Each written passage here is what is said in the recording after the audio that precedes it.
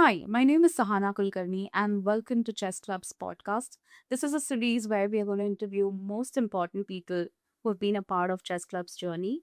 And we are extremely happy to announce Priyanka, who is the first franchisee owner and our first guest at Chess Club's podcast.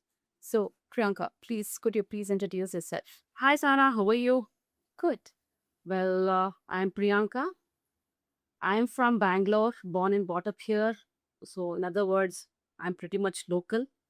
And I've been in Middle East for over 11 years and came back for good in 2021 and got into corporate role, then quit that role to get started something on my own.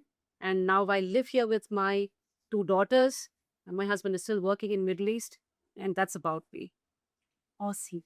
So, Priyanka, you were the first chess club franchisee in India. So, 2 years ago, what was your gut feeling which told you, yes, this is the right move? Sahana, you know me well. Sports has always been a very integral part of me. So I play a lot of games. Say I play tennis, I play squash. When it comes to board games, chess has always been my favorite. And it's that gut feeling which gave me the confidence to start something like this, a chess academy on my own. And the gut feeling just told me that just go for it because you're gonna ace it. Awesome. Yeah. So, what was that moment which you thought, okay, chess club is where I want to get started? Well, it has been quite a journey by itself. Uh, where I live on Bego Road, there's a chess club branch. So as a parent, I mean, my younger daughter was going to that chess club, and I really loved the way they taught this game to my daughter, and she also did fairly well. So as a parent, when I looked at it, I thought it's something new, and I have never seen an exclusive chess academy per se. So probably that is why I wanted to do something of this kind. And why chess club, if you ask me? As a parent, I love the way they taught her, and very, very organized and structured way of teaching is what appealed to me. And knowing for the fact that I come from a sports background, I thought I should go for it, and chess club is the brand. Awesome. So, you come from a solid sales background, right? How is it different from hitting those targets, from being absolutely on top of your sales game to being an entrepreneur now? Well, yes, sales. I've had a very, very strong sales background from professional perspective, as well as my family also has a very strong grip over sales and marketing. So my dad has always been into this. uh, there is a lot of difference when it comes to being a salesperson or from being an entrepreneur. But then I would like to put it across this way: having a strong sales background has somewhere added a lot of value to my entrepreneur journey, because it's all about numbers and targets, right? And as a salesperson, that never scared me. So I love achieving those numbers and targets. So I think that kind of gives me a high. You go there, do things right, and you have SOPs in place, you follow it, and you achieve those numbers. I can't ask for anything better than that, right? It definitely gives me a high. So I think having a sales background has kind of helped me become a better entrepreneur. So, what is the biggest culture shock, Mhm. or has been the major culture shift from being from a sales personnel or an employee to being an entrepreneur or being a franchisee owner at Chess Club? I wouldn't call it as a cultural shock, but yeah, definitely there has been a shift. So when you are a salesperson, you have a specific skill set, right? Say, for example, you have to work on those numbers, you have to achieve those targets, and you're reporting to someone, and it gives you that feeling that someone is constantly watching you. So there is a shift when it comes to being an entrepreneur. You do everything. It's the 360 degree that you have to look into. There have been times, where I have become the head of HR. I have to manage the accounts. I have to manage people around. So you do it all. You do the marketing by yourself. So that shift is what I would talk of, but it's not a cultural shock for sure. But yeah, so when you talk of becoming an entrepreneur, it's the 360-degree approach that you need to have. Unlike being into sales where you have a specific skill set and you improvise on that. Great. So you're the first chess club franchisee owner, which means now we have 17 centers in Bangalore, but you were the first one. So there was no local blueprint as such that we have now. So for the initial first 6 months, what were the hurdles that you experienced, which probably now the franchisee owners have absolute cakewalk because we had great players like you a part of chess club team. So what were those major hurdles in the first 6 months that you experienced? Well, if I have to talk of hurdles, the first hurdle is finding the right space, right? Finding the right property to get started with. I know for sure that Chess Club is very keen about getting that premium look, and the feel of the center has to be intact. So finding the right space in a location like Electronic City was the first major hurdle. If you recall, Sahana, those days, 2024 was the worst of the summers that we have seen. So we literally walked almost every street of Electronic City looking for the right space. So that's the kind of hardship that we have gone through. And I think once we found the spot, it was not the right one though. So to give you an explanation there, a description there, it was a hookah bar. So we converted a hookah bar into a beautiful uh, gaming space and gave that premium look and feel, having those checkered wallpapers and amazing floor carpet.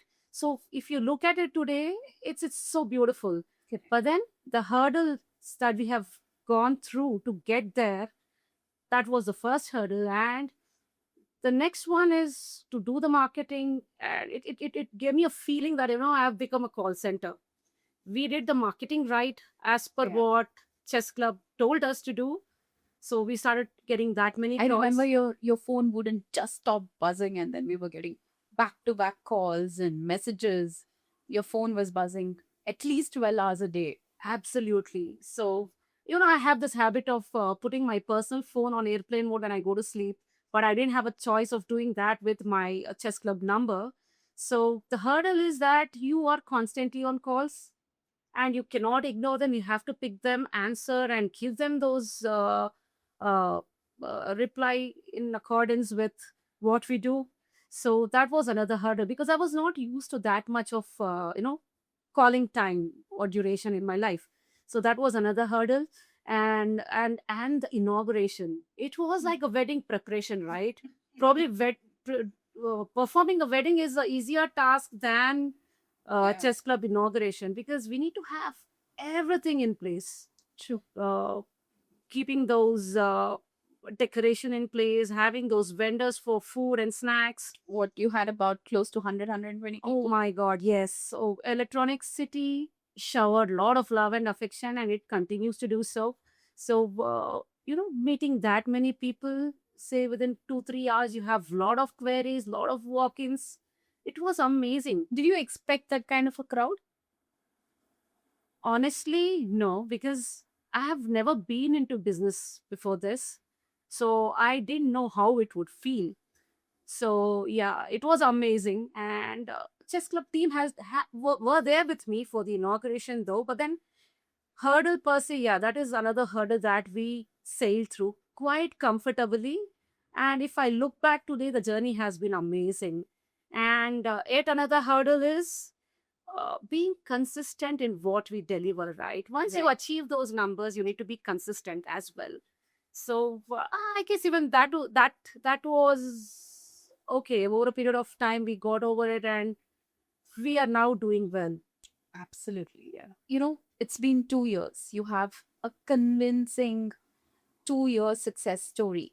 But how difficult was it for you to convince the first 10 parents? Was it difficult at all, or was it easy? How did you convince them? Because I know now chess club is a very well known brand in Electronic City. Many parents know about it. We are the first one that come to everybody's mind when they want to enroll their children to chess, right? But it was not the same story 2 years ago. So the first 10 students or the parents that you wanted to convince, how difficult was it? Was it difficult, or what did you do to convince them? Well, I asked that. Can I ask the question to you? Because, chess club team was there for me, and honestly, I did not convert the first 10. Let me be very honest here because the team did it for me. However, that said and done, if I have to answer this particular question, uh, India has been playing this game for centuries now, right? True. So there is an amazing traction for this game already, and particularly the fact that we are in South and a place like Bangalore where you find so many chess enthusiasts.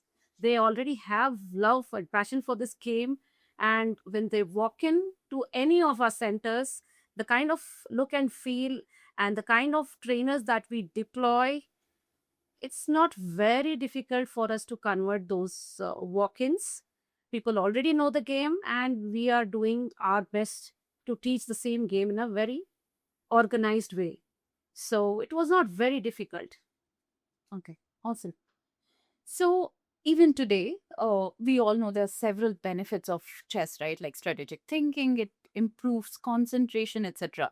But even today, a lot of parents perceive chess as a hobby, right? So how do you put it across, or how do you convince the parents for a better ROI for chess, for investing in their, chess coaching in general, to the modern Indian parents? So that's another question that I wanted to ask you. Understood. Few decades ago, if you have seen the pattern, chess has been just a hobby, yet another board game. But that's not the scenario today, right? With the amazing league of grandmasters that India is producing and the amount of players that are emerging and surfacing off late. So when people look at it today, it's a different perspective altogether. They treat chess equal to cricket. It's not just cricket anymore, right? True. And when parents walk into my center, when I interact with them, they ask for few things. That is, or rather, they convey few things to me like my child does not sit for long in one place, and my child has a lot of screen time. We want to help them develop their analytical skills, right? These are the things we frequently hear in chess club when parents walk into our academy and when they discuss about child's development and growth. These are few things we constantly hear. So when I'm going to serve all those things in one platter, what better ROI can you ask for as a parent? I'm going to serve you the patience level, analytical skills, as well as, keeping them away from screens. Well, I have to tell you this. When a lot of kids walk into my chess club, students rather, you have no clue. Kids who play classic games, they sit for hours together, right? Which means that this game is keeping them away from screen for that long. So this is what exactly we offer on the platter. And as a parent, I'm sure you can't ask for a better ROI than this. Is that correct? Absolutely. I agree with you 100%. And I've also heard a lot of feedback from the parents that um that their children had become better human beings. Right. So at Chess Club we say learn chess, learn life lessons. That's our tagline, and I'm sure you must have seen Absolutely. many examples. So my next question to you is, the global vision for Chess Club, right? You've been a part of that vision. You have traveled the journey of Chess Club in India, particularly along with us. You've sailed the boat. How do you translate that to the local community? How do you make them understand what we are doing in general, and how this particular vision that we have will help their children and the parents in the long run? Well, yes. There's a saying, right? Go local to get global. So when we do things right locally, Say, for example, every location has to be planned well in terms of marketing activities, in terms of reaching out to masses, and also being prepared for that kind of number, having that infra in place, and giving that kind of premium look and feel. So that is what Chess Club always visualizes. So when we do things locally, we are always aligned with Chess Club's global vision, correct? So yes, that answers this question. So go local to get global. So that is how we are in sync with Chess Club's vision. Awesome. So now let's understand your personal change, shift, or how you have evolved from being an employee to an entrepreneur now. So, do you see yourself as a sales professional, or the title of entrepreneur and taken away the identity of being a sales representative or anything of that sort? Has there been a personal shift in the way you look at yourself, um, and the way you looked at things before compared to now? It's been 2 years, which is a long journey. It's not a very short term goal that you're looking at, right? So how do you see there is a shift in how you looked at things from being an employee to an entrepreneur? Well, I still see myself as a salesperson because that has been my profession for quite some time. Uh, Sales skill also plays a very important role in an entrepreneur journey. So if you have to ask me, I still look at myself as a salesperson. But then the beauty is how people look at me today. There's a different identity altogether, right? So whenever I meet my cousins, when I meet my friends, they've given me a new identity. They call me a serial entrepreneur. By the way, Chess Club is not the only franchise that I own. I have got into few more ventures like franchise Mm. operated ventures as of now. So when I meet people, they call me a serial entrepreneur. So that kind of gives me a high, and I'm loving it. Awesome. Yeah.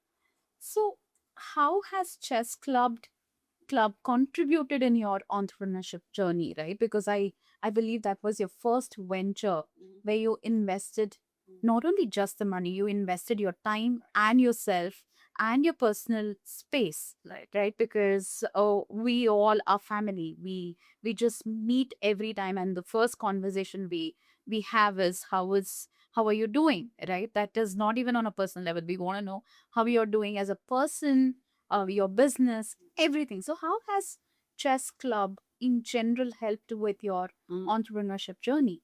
Or has it helped at all? Because having three or more businesses in a span of 2 years, right? How did that happen? Of course, yes. Chess Club has helped me a lot. Probably I wouldn't have uh, been called as a serial entrepreneur if not for Chess Club. So one of the finest thing that happened to me in my life in the past 2 years is Chess Club, I must say, because it's my third child, I can say. So when you raise a child, there's a lot of things that you learn. So be it patience level or be it the kind of confidence that you gain, and chasing those numbers and being in sync with Chess Club's vision and doing things right and achieving ROI, the number, everything gives you a lot of confidence, right? So when you do one business and when you're successful in that, that kind of gives me or gives anyone that push to do a lot more than what you could do. The potential within you awakens, right? So that is what Chess Club precisely did for me. So that gave me a lot of confidence to do lot more things that I've been doing in the past few months. So, chess is all about a long game, right? So, being an entrepreneur or being in chess business has made you a patient person.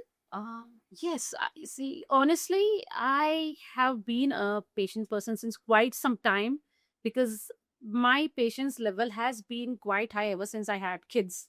So I think they were my first teachers, and when people look at me, they feel that she's always in a rush. She takes impulsive decision and things like that. That is how people perceive me. But honestly, it's the other way around. I may do things in rush, but it does not mean that I don't have patience. So I would like to put it across the other way around. Having patience as an important trait has only made me a better business person. And no doubt about the question that you asked, chess has only enhanced that trait in me. So, yeah. That's amazing. Okay, so we all have those 3 a.m. doubts, right? We start questioning our choices. We start reflecting upon the past.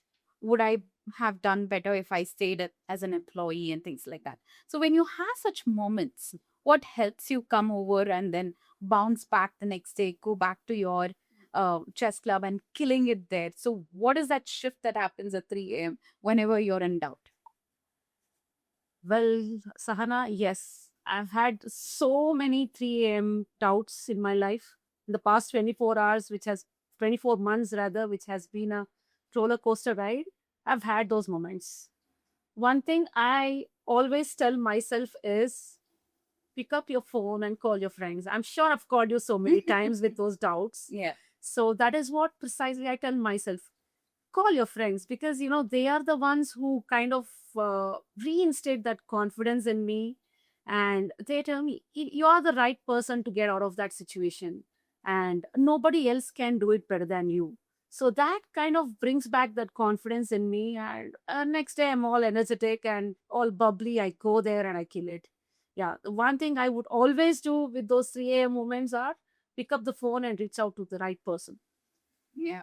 I'm happy to be answering all your calls at 3 a.m. So my next question to you is, success to you 2 years ago when you just started was to achieve, say, 100 students, 200 students, reach your ROI in 18 months, 24 months, because that is going by the books and, the scriptures that we give you, right? So what does success to you mean today? What's the shift that has happened in last 24 months or 2 years? Well, that's an interesting question, Sahana. Even today, if you ask me, chasing those numbers is one of the biggest success because that's my bread and butter ultimately. Sure. But yeah, if I have to look at the a larger picture, I know for sure that many have got inspired by me, and they have started something on their own, and I feel proud. I feel very happy when I look a lot of women entrepreneur emerging uh, out of nowhere because they were inspired by me. And I must say, I must pat my back and say that that is the biggest success story today than getting that magic number of 100, students. Because when we have so many people inspired by us around us, that's the best atmosphere one can live in, right? Yes. So that is what I would like to call as a success story today. Nice. So, beside business management, right? Are there any other skills that you developed, which you did not know were needed to be an entrepreneur? Has there been any other examples that you would like to quote? Yes. So we've had a specific skill set when we were in 9 to 6 job. Whereas in entrepreneur journey, it's a different thing altogether. And one of the most important skill that I acquired over a period of 24 months is people management. And trust me, it's beautiful. When you walk into your center, you need to greet people with smile, and you meet so many students in a day, and a lot of parents you meet, and each one has a different personality altogether, right? And you have a team that you need to manage, and each one is different again. So people management is something that I learned over the period of past 24 months, for the fact that you get to meet hundreds of them every day. So you need to treat kids in a different way, you need to speak to parents in a different way, manage the team in a different way. So people management is something that I have learned, I'm grateful for that, because if not for chess club, I don't think I would have ever acquired this beautiful skill of people management. Awesome. Yeah. So you went from being a part of team to leading one, right? So how do you think your team will describe Priyanka in one word as a boss? Um, well, I am not bossy, to put it across. I don't think I can ever be one. But that said and done, I treat my team as my people, right? And that goes hand in hand. Because of the way I treat them, they treat my business as theirs. They take the ownership. So if you have to speak to my team or my people, they wouldn't call me as boss. So it's a teamwork ultimately that makes it happen. And we're very happy out there doing our job, and we are very particular about what we do, and we do it right. To be honest, if we are not in our workspace, we are great friends hanging out there. So how has your family's role evolved you um as an entrepreneur, right? What has been their role? Are they your biggest supporters or are they your biggest critics? Yeah. So Yes, family has my family has played a pivotal role in this journey. They have been both, I must say. They've been quiet at times, and they've been the biggest of critics at times. So it all depends on the situation, right, Sahana? Say, for example, I've had an amazing day at chess club, the kind of tournaments that we conduct and all that. There's a lot of moments to be shared with them and things like that. And they've been there throughout the journey and very strongly supporting me in whatever I do. And they are quiet when I'm kind of not in a mood, and they don't say much. They're just good listeners at times. But when things are going smooth, they also take me for a ride. So they are the best of critics, I must say, particularly my daughters. So they tell me, Mom, what you did was not right. You could have done better than this. So they've been both. But ultimately, to get here to achieve what we have achieved over the period of past 24 months, my family has played an amazing role, and I'm sure they'll continue to do so. so how do you navigate between the guilt and glory of being a mom and an entrepreneur together? I know your daughter is a state level cricket player. I'm sure that kind of a mother role demands for a lot of time, attention, patience, and so does chess club. As you mentioned, it is your third child. So how do you balance that role of being an entrepreneur? And do you feel guilty at times? And uh, are you successful in balancing both the roles, at all times? Or how that shift has been in your entrepreneur journey from being an employee to an entrepreneur now? Yes, I should have actually, answered to this question when you spoke of hurdles that I've uh, gone through. Yeah, so balancing family and chess club has been one of the biggest challenges that I've faced. But the beauty of this journey is that along with me, my daughters became a lot more independent. I have obviously felt guilty for not giving them enough time, but when I look back, I realize that they have emerged into beautiful human beings, a lot more independent, as we see a lot of other kids and neighbors around. Kids cannot tie their lace at the age of 10, 12, but then I for sure know that my daughters can manage cooking. They know that they have to go for their respective classes. They have to finish their homework at the set time. And they also have their routine in place, which now they comfortably do without me being around. So, first few months has been quite a journey by itself. There has been hardship, but then we all have evolved as a family. And it is right on my part today, if I have to say, that I give big shout out to my daughters for what they are today, and they've traveled along with me. Great. So, what are conversations on dinner tables these days? As do you talk about quarterly numbers? Do you talk about strategies, checkmates, or has it remained the same? The dinner tables are the same conversation that you had 3 years ago, 2 years ago, or there is a change in the way you guys communicate with each other?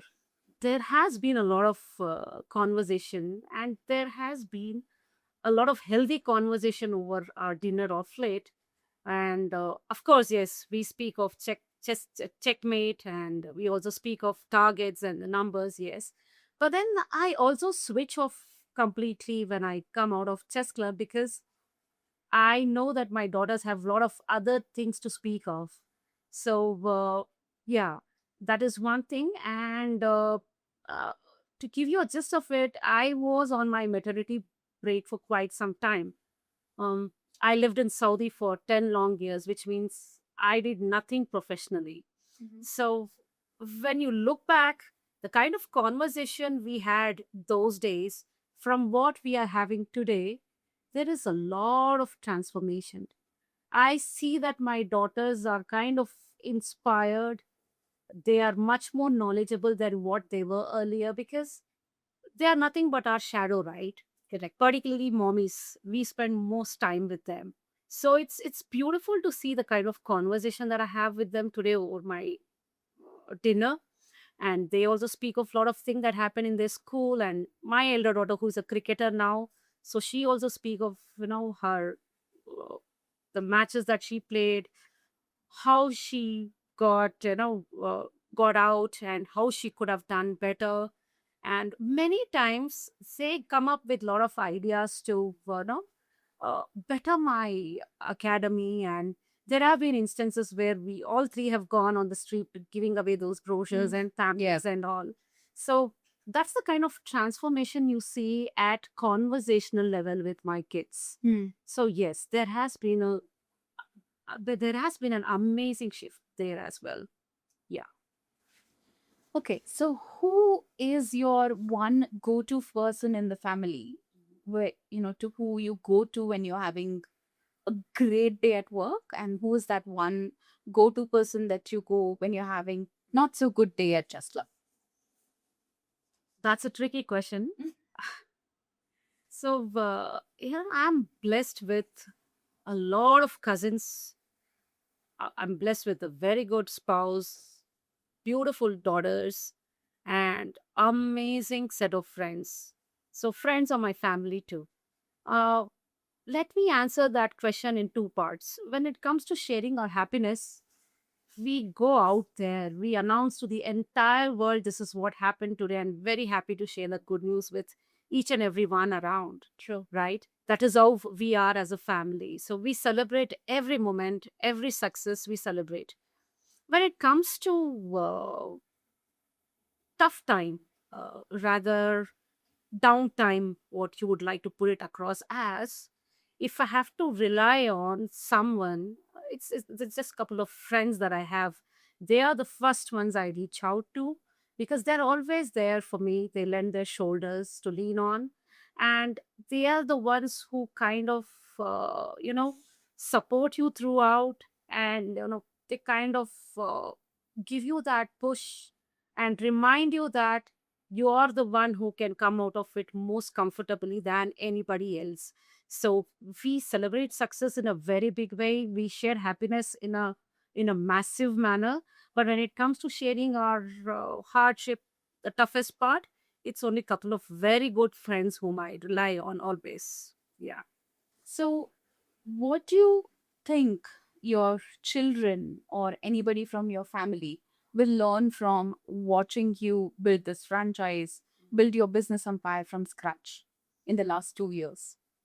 What do you hope they learn? I hope they learn the fact that nothing comes easy. Yes. True. I don't want anything readily available for them.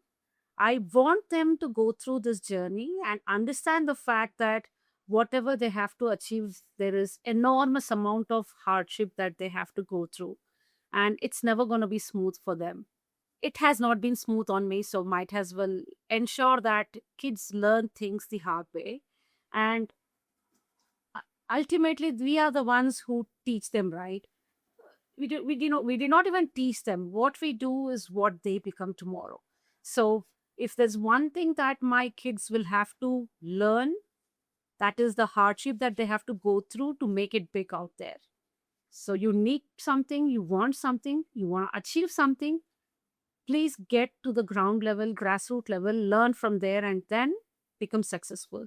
That is something that I want them to learn from me. Awesome. So let's look at future, right? Let me ask you a few questions. So down the years, we sit across like this, 2 years in April 2028. What do you think Priyanka then will look like and talk about and will have a vision for herself? What will that Priyanka be doing? I would continue to do what I'm doing, but in a better way. Meaning to say, I want to multiply my numbers. And when I look back, I want to see lot more Priyankas out there because, you know, India is having a lot of talents. There are so many people out there with, brainstorming those ideas and wanting to do something on their own and, wanting to get started. It's just that one push each one requires. Somebody did that for me, and I want to do it for many more. So if I have to talk of 2028, and when we look back through this journey, I want to see a lot more entrepreneurs, particularly women entrepreneurs out there, and doing something on their own and being successful in what they're doing as well. That is what I would like to visualize. Awesome. So if you could go back 2 years before the sales Priyanka and that one advice that you want to give it to her, what would that be? That one advice would be, don't have those 3 a.m. doubts. Just go do it because you're going to nail it. I know that. So don't have those doubts at all. Yeah. So, keeping the chess boom in India, right? Where do you see your center's contribution in taking, Indian chess scene to the global level and to the next level? Where do you think you stand, and where do you think you will stand down the line after 2 years and 3 years from now? All those students who come to chess club and all those parents who come to chess club, they are having their own set of dreams about chess career, right? And when you know that you're delivering exactly the same structured way of teaching, organized way of learning, and you have that kind of skill set in your trainers, nothing can stop us from dreaming together. So if I have to talk of what will happen in next couple of years, I would like to contribute to the grandmaster list that we have in India. India has been producing n number of grandmasters over the past few decades, and definitely as a chess club owner, I would like to contribute to the number as well. Okay, now we move on to the most interesting and quick rapid fire segment where we will ask you some 2025 questions and we request you to answer quickly as possible. Quick questions to to get you all pumped up I'm for the excited. next I'm years. excited. So one word to describe your last 2 years. Roller coaster. Your favorite chess piece. Queen, obviously. Okay. Morning person or a night owl? Morning person. Great. Hardest part of sales, pitch or the follow up? Neither. Okay. The best compliment a parent ever gave you. You're so energetic and inspiring. That's nice. Coffee or tea while working? Tea. Okay. One thing you miss about your 9 to 5? Nothing. Okay. One thing you will never miss about your 9 to 5? Daily reports. Your power song before a big meeting. Well, I'm not sure if you listen to Kannada songs, but yeah. Kailagadu endu chaikatti kulitare. Nice. If you weren't running a chess club, what would you be doing? I would be having 3 a.m. doubts. A book or a movie that inspired your journey? I'm not a reader, nor do I have any movies that inspired me. Okay. The first thing that you do when you reach a center? Greet people with biggest smile possible. That's nice. One word for Sahana as a CEO. I did not write these questions, so they was written. But yeah, one word. Go getter. Thank you. Calculated risk or a leap of faith? Calculated risks. Okay. Favorite way to de-stress? Play tennis. Okay. Best city in India for food? Bangalore. True. What's harder, a complex chess opening or a difficult client? A difficult client. Okay. Your biggest strength as a leader? Charismatic personality that I have. Okay. One thing that you're still learning? Better chess moves. Okay. And the most used app on your phone is? WhatsApp. Okay. A quote you live by? Where there's a win, there's a way. Okay. Your favorite win in the last month? My daughter, being selected for KSCA under 15 league matches. Whoa, shout out. Thank you. And home cooked meal or a fine dining? Home cooked meal. Okay. The best part of being your own boss? That I don't have to report to anyone. Okay. Describe your journey in a chess move. Gambit. Ooh. All right. Thank you, Priyanka, for being an amazing partner. We would have not asked for a better first franchisee owner in India. You've been a great supporter. You have just made it seem so easy for us for the last 2 years. You have been a great friend, partner, and a family. Um, any closing thoughts or anything that you want to share with someone who's aspiring to be an entrepreneur, franchisee owner, or just be partnering with Chess Club?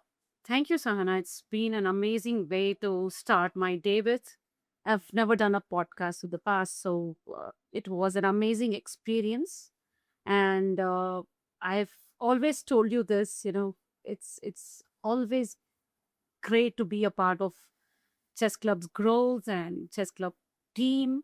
And I'm very glad that my success story helped you grow better. So I would be grateful for whatever chess club has given me, and I'll be more happy to give back to the society in a big or small way that we could. And having said that, we all grow together ultimately, right? So that is what we always aspire for, and we continue to do that. And it has been an amazing morning. Thank you so much for this podcast. So that's Priyanka for you guys, our first guest at the podcast, our first franchisee owner, a friend, a neighbor, a great partner to start our journey with. We are amazed by her zeal for life, zeal for growing this business, and how she has achieved those magic numbers, and how she has got her money back, and how she has transformed life of many, many, many chess enthusiasts in the last 2 years. Um, I am the first ones are always special. So I couldn't ask for a better person to be doing this podcast with. Thank you so much. Until next one.